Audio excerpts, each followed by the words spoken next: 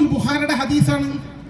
സ്വഹീഹുൽ ബുഖാരിയുടെ ഹദീസ് എന്ന് പറഞ്ഞാൽ അസഹുൽ കുതുബ് ബഅദ കിതാബില്ലാഹ്, അല്ലാഹുവിന്റെ കിതാബായ ഖുർആൻ കഴിഞ്ഞാൽ ലോകത്തെ ഏറ്റവും പ്രാമാണികമായ ഇസ്ലാമിക ലോകത്തെ ഗ്രന്ഥമാണ് സ്വഹീഹുൽ ബുഖാരി. ഒരൊറ്റ ദഈഫായ ഹദീസ് അതില്ല. പക്ഷേ കേരളത്തിലെ മുജാഹിദ് പ്രസ്ഥാനം സ്വഹീഹുൽ ബുഖാരി ഹദീസുകൾ തള്ളിക്കളയുകയാണ്, കണ്ണു ചെമ്മിക്കാണ്ട് തള്ളിക്കളയുകയാണ്. അതിലൊരു ഹദീസാണ് നബി സല്ലല്ലാഹു അലൈഹി വസല്ലം സിഹിർ ബാധിച്ചു എന്ന ഹദീസ്. എന്താ ഹദീസിലുള്ളത്? ആയിഷ ബിബി റളിയല്ലാഹു അൻഹ പറയുന്നു, നബി സല്ലല്ലാഹു അലൈഹി വസല്ലം തങ്ങൾ എൻ്റെ അടുക്കൽ വന്നു.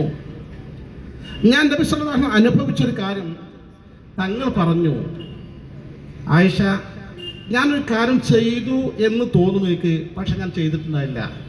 ഇങ്ങനെ ചില അനുഭവങ്ങൾ എനിക്കുണ്ട്, എന്താണ് പ്രശ്നം എനിക്ക് മനസ്സിലാകുന്നില്ല. സ്വഹീഹുൽ ബുഖാരിയുടെ ഹദീസാണ്. കുറച്ച് ദിവസങ്ങൾക്ക് ശേഷം നബി സല്ലല്ലാഹു അലൈഹി വസല്ലം തങ്ങൾ പറഞ്ഞു, ആയിഷ, എനിക്കെൻ്റെ കാര്യം പിടികിട്ടിയിട്ടുണ്ട്, നമ്മുടെ സംശയത്തിന് ആൻസർ കിട്ടിയിട്ടുണ്ട് എന്ന് പറഞ്ഞു. ഞാൻ രാത്രി ഉറങ്ങിക്കിടക്കുമ്പോൾ എൻ്റെ തലയുടെ അടുക്കൽ ഒരാളിരുന്നു, എൻ്റെ കാലിൻ്റെ ഭാഗത്ത് മറ്റൊരാളിരുന്നു. കാലിൻ്റെ ഭാഗത്തുള്ള ആൾ തലയുള്ള അടുത്തുള്ള ആളോട് ചോദിച്ചു, മാലി ഹാദർ റജുൽ, ഇദ്ദേഹത്തിന് എന്താണ് കേസ് എന്ന് ചോദിച്ചു. മഹാനായ മലക്കുൽ മുഖറബ് ജിബ്രീൽ അലൈഹിസ്സലാത്തു വസ്സലാമും മീകായിൽ അലൈഹിസ്സലാത്തു വസ്സലാമാണ് ഈ പ്രശ്നം പഠിപ്പിച്ചു കൊടുക്കുകയാണ്. മത്ബൂബ് എന്നാണ് മറ്റേ ആൾക്ക് മരണം ബാധിച്ചിട്ടുണ്ട്, സിഹിർ ബാധിച്ചിട്ടുണ്ട്. എന്താണ് അദ്ദേഹത്തിന് മരണം സംഭവിച്ചത്? ഇന്ന സാധനങ്ങളിൽ ഒരു സിഹിർ ചെയ്ത് ഇന്ന സ്ഥലത്തെ കൊട്ടക്കണത്തിൽ കൊണ്ടുപോയിട്ടിട്ടുണ്ട് എന്നാണ്. ആരാണ് സിഹിർ ചെയ്ത് ചോദിച്ചു. ലബീദ് ഇബ്നു ആസിം അൽ യഹൂദി, ജൂതനായ ലബീദ് ഇബ്നു ആസിം എന്ന വ്യക്തിയാണെന്നാണ്. ഇതറിഞ്ഞല്ലോ നബി സല്ലല്ലാഹു അലൈഹി വസല്ലം ഞെട്ടി ഉണർന്നു. ആയിഷ ബിബി സന്തോഷത്തോട് വിളിച്ചു, ആയിഷ, പ്രശ്നത്തിന് ഉത്തരം കിട്ടിയിട്ടുണ്ട്. നേരെ നബി തങ്ങൾ സ്വഹാബത്തിനെ കൂട്ടിക്കൊണ്ട് ആ കിണറിൻ്റെ അടുത്തേക്ക് പോയി. നോക്കുമ്പോൾ ആ കിണറിലെ വെള്ളം മൈലാഞ്ചി കിണറായി മാറിയിട്ടുണ്ട്, വിവർണമായിട്ടുണ്ട്. അതിൻ്റെ വക്കത്തുള്ളൊരു ഈന്തപ്പനയുടെ അതിൻ്റെ മുകൾ ഭാഗത്തെ പട്ടകളൊക്കെ ഏകദേശം ശൈത്താന്മാരുടെ തലകളെ പോലെ ഹദീസിലുള്ളത് ആ നാല് വികൃതമായിട്ടുണ്ട്. അതിൻ്റെ ഭീകരത കൊണ്ട് ആ സിഹിറിൻ്റെ അത് പുറത്തെടുത്തു, കുഴിച്ചിട്ടു. തുടർന്നാണ് സൂറത്ത് ഉൽ അഊദു ബിറബ്ബിൽ ഫലഖും ഉൽ അഊദു ബിറബ്ബിൻ നാസും ഇറങ്ങിയത്. അതിൽ ഓരോ ആയത്തും ഓതുമ്പോൾ നബി സല്ലല്ലാഹു അലൈഹി വസല്ലം പറയുകയാണ്, എൻ്റെ ശരീരത്തിൽ ഒരു കെട്ട്, ഓരോ കെട്ട് അഴിഞ്ഞു പോയതുപോലെ പൂർണ്ണമായും അത് ഓതി മന്ത്രിച്ചതോടുകൂടി സമ്പൂർണ്ണമായും ഞാൻ ആ സിഹിറിൽ നിന്ന് മോചിതനായി എന്ന് അഷ്റഫുൽ ഖൽഖ് നബി മുത്ത് മുഹമ്മദ് മുസ്തഫ സല്ലല്ലാഹു അലൈഹി വസല്ലം പഠിപ്പിക്കുമ്പോൾ എൻ്റെ പ്രിയപ്പെട്ടവരെ സ്വഹീഹുൽ ബുഖാരി റിപ്പോർട്ട് സംഭവമാണ് സിഹിറിൻ്റെ ഹദീസ്. മുജാഹിദ് പ്രസ്ഥാനം പറയുന്നു, നമ്മുടെ ബുദ്ധിക്ക് അത് വഴക്കില്ല, അത് തള്ളിക്കളയുന്നു. ഈ നിലക്ക് മുന്നോട്ട് പോകുന്ന ഇത്തരം പ്രസ്ഥാനങ്ങൾക്ക് നമ്മൾ മൗനം പാലിക്കണമെന്നാണോ സഹോദരന്മാർ പറയുന്നത്? അവർക്കെതിരെ നമ്മൾ വിട്ടുവീഴ്ച ചെയ്യണമെന്നാണോ പറയുന്നത്? അവരെ ഈ വിധത്തിൽ സ്വതന്ത്ര ചിന്തകളുമായി മുന്നോട്ട് പോകാൻ അനുവദിച്ചാൽ അത് അത്യന്തം അപകടകരമായിരിക്കും. ഇത് തന്നെയാണ് CIC വിഷയത്തിലൊക്കെ നമ്മൾ ആൾക്കാരിൽ എന്തിനാണ് സമസ്ത പ്രശ്നം ഉണ്ടാക്കുന്ന ചില ആൾക്കാർ ചോദിക്കാറുണ്ട്. CIC വിഷയത്തിൽ അത് വഫി എന്നാണ് സമസ്തയുടെ ഒരു വിദ്യാഭ്യാസ ഏജൻസിയാണ്.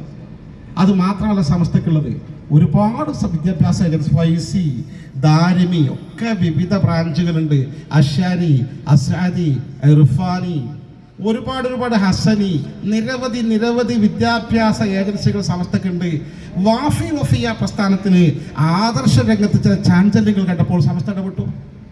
സമസ്ത ഇടപെടണമല്ലോ. അത് സ്വന്തക്കാരെങ്കിൽ കണ്ണു ചുമ്മാൻ പറ്റുമോ? പറ്റൂല.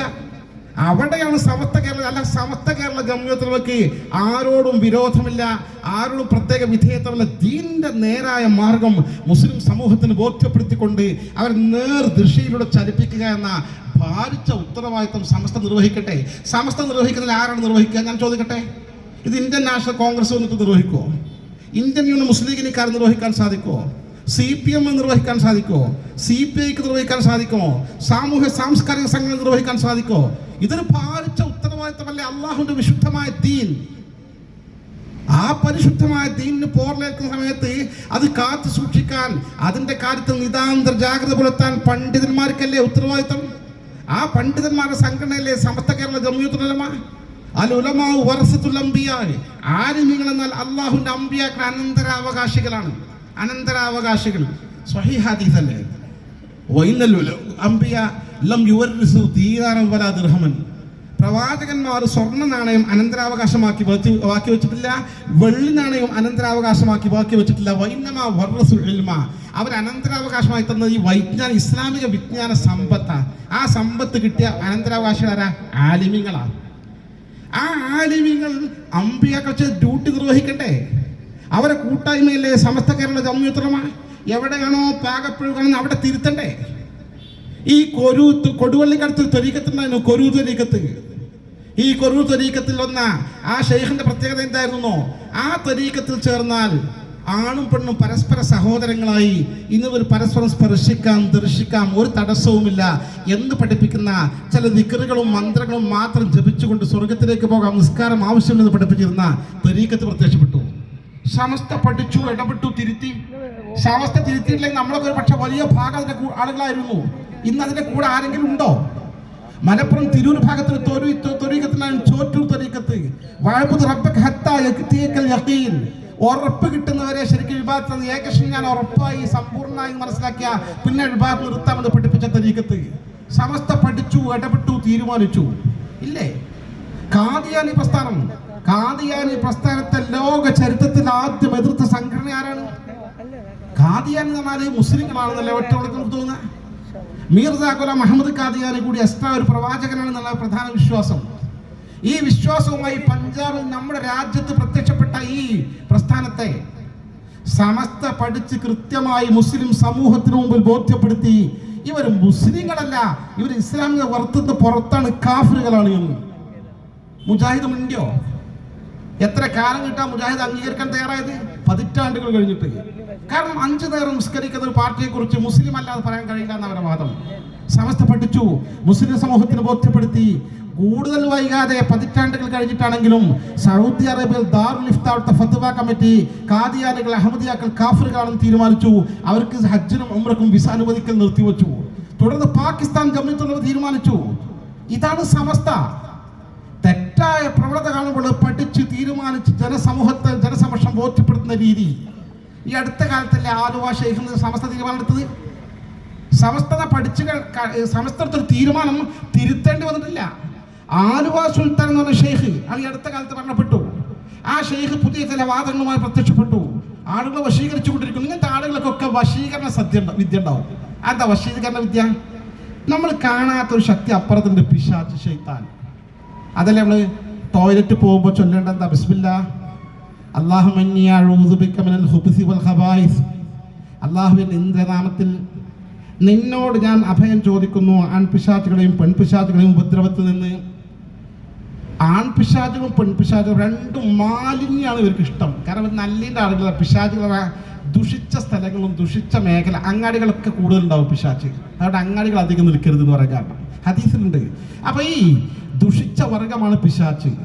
ഈ അഭിശപ്തമായ പിശാചിൽ നിന്ന് അഭയം തേടിക്കൊണ്ടേ അങ്ങോട്ട് പ്രവേശിക്കാവൂ. നമ്മൾ മലമൂത്ര വിസർജന സ്ഥലത്തേക്ക് സ്വഹീഹുൽ ബുഖാരിന്റെ ഹദീസ, അവിടെ മുജാഹിദ് പ്രസ്ഥാനം കൈവച്ചു.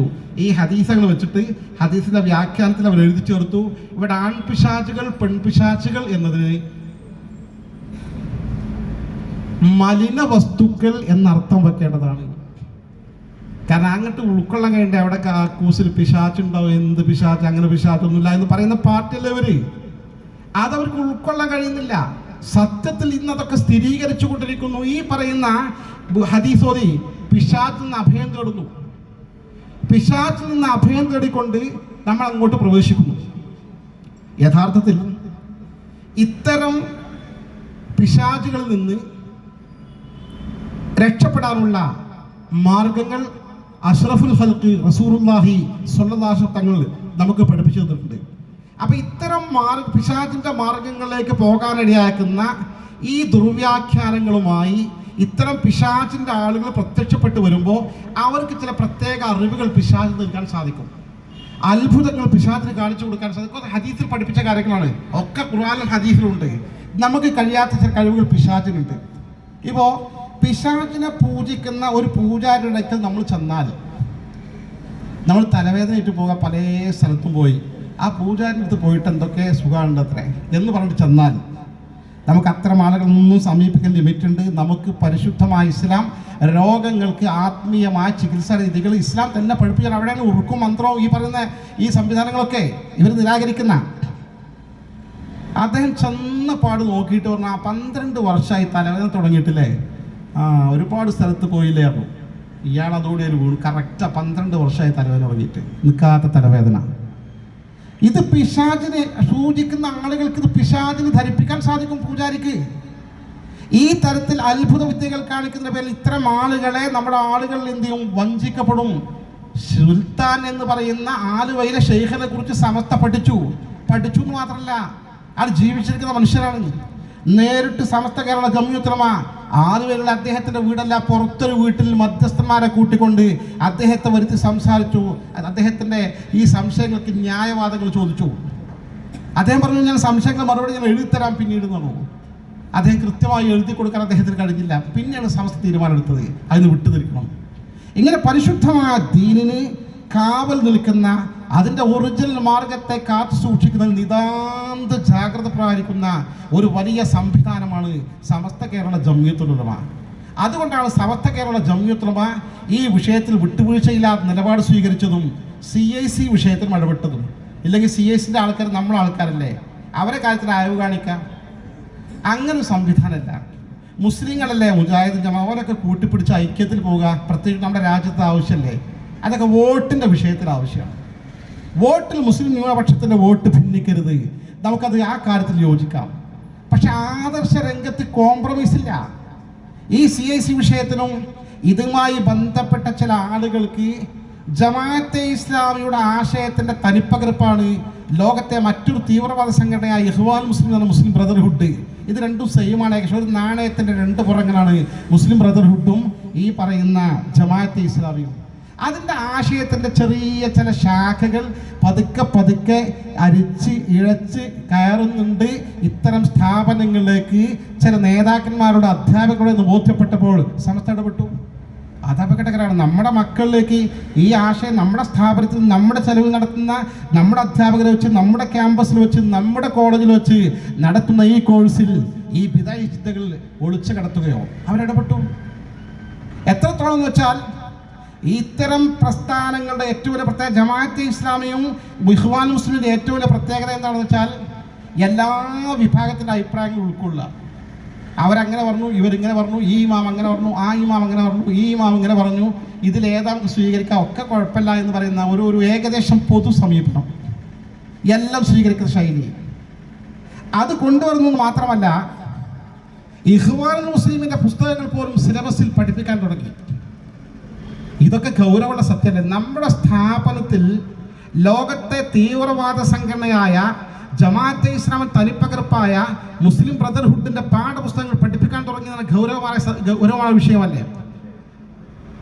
അൽ അദാലത്തുൽ ഇജ്തിമാഇയ്യ ഫിൽ ഇസ്ലാം എന്ന് പറയുന്ന മുസ്ലിം ബ്രദർഹുഡിന്റെ സ്ഥാപകനായ സയ്യിദ് ഖുതുബിന്റെ പുസ്തകം സിലബസിൽ ഉൾക്കൊള്ളിച്ചു. അതും നിർത്തിയില്ല.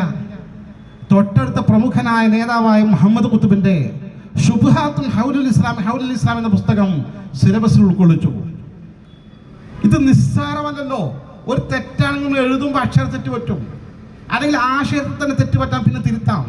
പുസ്തകത്തെ സിലബസിൽ ഉൾക്കൊള്ളിക്കണമെങ്കിൽ എത്രമാത്രം അതിന്റെ പിന്നിൽ ബുദ്ധി പ്രവർത്തിക്കണം, എത്രമാത്രം ഒളിച്ചു കടത്താനും നുഴഞ്ഞു കയറാനും ശ്രമിച്ചിരിക്കണം. വേണ്ട, ഞാൻ പറയട്ടെ, ജമാഅത്തെ ഇസ്ലാമിയുടെ കേരളത്തെ ഏറ്റവും വലിയ സൈദ്ധാന്തികനായിരുന്നു അബ്ദുള്ള. പിന്നെ അവരമ്മൾ അഭിപ്രായ വ്യത്യാസം കൊണ്ട് അയാൾ മാധ്യമത്തിൽ രാജിവെച്ചു, പിന്നെ അയാൾ പുറത്തു വന്നു മാത്രം. ഈ അബ്ദുള്ള ഈ പറയുന്ന വാഫി സിലബസിന്റെ കരിക്കുലം കമ്മിറ്റിയിൽ കൊണ്ടുവന്നു. നിസ്സാരമായ വിഷയമാണോ? നമ്മൾ പൂർണ്ണമായും അകറ്റി നിർത്തണം, ഒരു കോംപ്രമൈസും എന്ന് പറയുന്ന സമസ്ത കേരള ജംഇയ്യത്തുൽ ഉലമ 10 പതിറ്റാണ്ട് കാലം മാറ്റി നിർത്തിയ ജമാഅത്തെ ഇസ്ലാമിയുടെ സൈദ്ധാന്തികനായ അബ്ദുള്ളയെ ജമാഅത്തെ ഈ പറഞ്ഞ വാഫി സിലബസിന്റെ ഈ സിലബസ് കമ്മിറ്റി അല്ലെങ്കിൽ കരിക്കുലം കമ്മിറ്റിയിൽ കൊണ്ടുവന്നു പറയുന്ന നിസ്സാര വിഷയമാണോ? ഒരു ഘട്ടത്തിൽ 2 വർഷം മുമ്പ് അവരുടെ PG ക്യാമ്പസിൽ നിന്ന് ഒരു പ്രധാനപ്പെട്ട മൗലവി രാജിവെച്ചു. അയാൾ രാജിവെച്ചിട്ട് എവിടേക്കാണ് പോയത്? ആലുവയിലെ ജമാഅത്തെ ഇസ്ലാമിയുടെ കോളേജിലെ ഒരു ഡിപ്പാർട്ട്മെന്റ് ഹെഡായി. അപ്പോൾ നോക്കുമ്പോൾ ജമാഅത്തുകാരനാണ്. നമ്മുടെ സ്ഥാപനത്തിൽ ജമാഅത്ത് മൗലവി പഠിപ്പിക്കുമോ? അത് അബദ്ധമാണോ? അബദ്ധമല്ല. കഴിഞ്ഞ ആഴ്ച നടന്ന വാഫി ഫെസ്റ്റിൽ ഈ മൗലവി വീണ്ടും കൊണ്ടുവന്ന് ആദരിച്ചിട്ടുണ്ട്. ഈ ഒരു ബാന്ധവം സമസ്ത കേരള ജംഇയ്യത്തുൽ ഉലമക്ക് അംഗീകരിക്കാൻ കഴിയില്ല. ഇമാതിരി കുറേ പ്രശ്നങ്ങൾ അവിടെ നടന്നുകൊണ്ടിരിക്കുന്നത് 1, 2, 3, 4, 5, 10 അഹമ്മദ് ഈസ ആഷൂറ എന്ന് പറയുന്ന സലഫി ഇഖ്വാനി പണ്ഡിതൻ എഴുതിയ തറാവി 8 റക്അത്ത് പഠിപ്പിക്കുന്ന അൽ ഫിഖ്ഹുൽ മുയസ്സർ എന്ന പുസ്തകം അവിടെ സിലബസിൽ കടന്നുകൂടി. അബദ്ധം എന്ന് പറയാൻ പറ്റുമോ? എന്നാ പട്ടിക്കാട് ജാമിഅയുടെ സിലബസിൽ അങ്ങനെ വരാത്തത്? എന്തേ നന്ദി ദാറുസ്സലാമിലെ സർവീസിൽ അങ്ങനെ വരാത്തത്? എന്തേ കടവേർ റഹ്മാനിയ സർവീസിൽ അങ്ങനെ വരാത്തത്? എന്തേ ഇർഫാനിയ കോളേജിലെ സർവീസിൽ അങ്ങനെ വരാത്തത്? എന്തേ അസ്അദിയ കോളേജിലെ സർവീസിൽ അങ്ങനെ വരാത്തത്? എന്തേ അഷ്അരിയ കോളേജിലെ സർവീസിൽ അങ്ങനെ വരാത്തത്? എന്തേ ലോകത്ത് എവിടെയും സമസ്തയുടെ ഒരു സ്ഥാപനം വരാതെ ഇവിടെ മാത്രം ഈ ജമാഅത്തിന്റെ ആശയങ്ങൾ, ഇഖ്വാൻ മുസ്ലിമിന്റെ ആശയങ്ങൾ കടന്നു വന്നുകൊണ്ടിരിക്കുന്നു? അപ്പോൾ സമസ്ത ഇടപെടണ്ടേ? ആർക്കാണ് സംശയിക്കാൻ സാധിക്കുക? സമസ്ത കേരള ജമാഅത്ത് ന്യായമായും ഇടപെട്ടു, തിരുത്തണമെന്നാവശ്യപ്പെട്ടു. ഒരു നിലക്കും തിരുത്തി മുന്നോട്ട് പോകാൻ സാധിക്കുന്നില്ലെന്ന് മാത്രമല്ല, വെല്ലുവിളിച്ചുകൊണ്ട് മുന്നോട്ട് പോവുകയാണെന്നപ്പോൾ സമസ്ത ചില തീരുമാനങ്ങൾ എടുത്തു. ഇതല്ല സമസ്ത കേരള ജംഇയ്യത്തുൽ ഉലമ അന്ധമായി ഒരു വിഭാഗത്തെയും എതിർക്കുന്ന കൂട്ടത്തിൽ സമസ്തക്ക് ഒരൊറ്റ നിർബന്ധമുണ്ട്, വഅന്ന ഹാദാ സിറാത്തി മുസ്തഖീമ. വിശുദ്ധ ഖുർആൻ പറഞ്ഞു, ഇതാണ് എൻ്റെ നേരായ മാർഗം. അള്ളാഹു പറഞ്ഞിട്ടുണ്ട്, ഇതാണ് എൻ്റെ നേരായ മാർഗം. വഅന്ന ഹാദാ സിറാത്തി മുസ്തഖീമ ഫത്തബിഉ. ആ മാർഗത്തെ നിങ്ങൾ പിൻപറ്റണം. വലാ തത്തബിഉ സുബുൽ. മറ്റ് വഴികൾ നിങ്ങൾ പിൻപറ്റരുത്. മറ്റു മാർഗങ്ങൾ നിങ്ങൾ പിൻപറ്റിയാൽ നിങ്ങളെ അത് ചിതറിച്ച് കളയും, ചിന്ന ഭിന്നമാക്കി കളയും. ഇത് അല്ലാഹുവിന്റെ വസിയ്യത്താ. ശരിക്കും ശ്രദ്ധിക്കണം, ഈ മാർഗത്തിൽ മാത്രം ഉറച്ചു നിൽക്കണം. ലഅല്ലക്കും തത്തഖൂൻ. നിങ്ങൾ ഭക്തന്മാരായിരിക്കാൻ വേണ്ടി, സൂക്ഷ്മതയുള്ളവരാകാൻ വേണ്ടി. എൻ്റെ പ്രിയപ്പെട്ട പൊന്നനുജന്മാരെ, ജ്യേഷ്ഠ സഹോദരന്മാരെ, SKSSF സംസ്ഥാന കമ്മിറ്റി എന്ന് പറയുമ്പോൾ സമസ്തയുടെ വിദ്യാർത്ഥി യുവജന വിഭാഗമാണ്. അവർ ഈ ആദർശ ക്യാമ്പയിൻ നടത്തേണ്ട സമയത്താണ് നടത്തിയിട്ടുള്ളത്. ഇൻഷാ അല്ലാഹ് അത്തരം ആവശ്യമാകുന്ന ഘട്ടത്തിൽ ആരെതിർത്താലും ശരി, ആരൊക്കെ പാര വെച്ചാലും ശരി, ആരൊക്കെ വെല്ലുവിളിച്ചാലും ശരി, ഇത്തരം ആദർശ ക്യാമ്പയിനുകളുമായി സമസ്ത കേരള ജംഇയ്യത്തുൽ കീഴിൽ ഈ പ്രസ്ഥാനം മുന്നോട്ട് പോവുക തന്നെ ചെയ്യും. ഒരു സംശയവും വേണ്ട. സമസ്ത കേരള ജംഇയ്യത്തുൽ ഈ ആദർശം ഉയർത്തിപ്പിടിച്ചുകൊണ്ട് കഴിഞ്ഞ 99 വർഷക്കാലം പൂർവികരുത് മുന്നോട്ട് പോയിട്ടുണ്ടെങ്കിൽ നമ്മളത് ഏറ്റെടുത്തുകൊണ്ട് മുന്നോട്ട് പോകും. അതിൻ്റെ ഭാഗമാണിത്. ആരും തെറ്റിദ്ധരിക്കേണ്ടതില്ല. അല്ലാഹു സുബ്ഹാനഹു വ തആല ഈ പരിശുദ്ധമായ ദീനിന്റെ ഒറിജിനൽ മാർഗം മനസ്സിലാക്കി അതിൽ അടിയുറച്ചു നിന്നുകൊണ്ട് ജീവിച്ച് അവസാനം വരെ മുന്നോട്ട് പോകാൻ നമുക്കൊക്കെ തൗഫീഖ് നൽകി അനുഗ്രഹിക്കുമാറാകട്ടെ. അല്ലാഹു വിശുദ്ധമായ ഈ മാസം റജബിൽ നമുക്ക് ബറക്കത്ത് ചെയ്യട്ടെ, ഷഅബാനിലും ബറക്കത്ത് ചെയ്യട്ടെ, റമദാൻ നമ്മൾ എത്തിച്ചു തരുമാറാകട്ടെ. നമുക്കൊക്കെയും അല്ലാഹുവിന്റെ മഹലായ ഫദ്ൽ കൊണ്ട് ദീർഘായുസ്സും ആഫിയത്തും ആരോഗ്യവും നൽകി അനുഗ്രഹിക്കുമാറാകട്ടെ. ഈ സംഘടന പ്രവർത്തികൾ അല്ലാഹു കരുത്ത് പ്രദാനം ചെയ്യുമാറാകട്ടെ. നമ്മുടെ എല്ലാ കാര്യങ്ങളും അല്ലാഹു സമൃദ്ധി നൽകി അനുഗ്രഹിക്കുമാറാകട്ടെ. എല്ലാവിധ ആപത്തുകളിൽ നിന്നും പ്രയാസങ്ങളും അല്ലാഹു നമ്മളെ കാത്തുരക്ഷിക്കുമാറാകട്ടെ.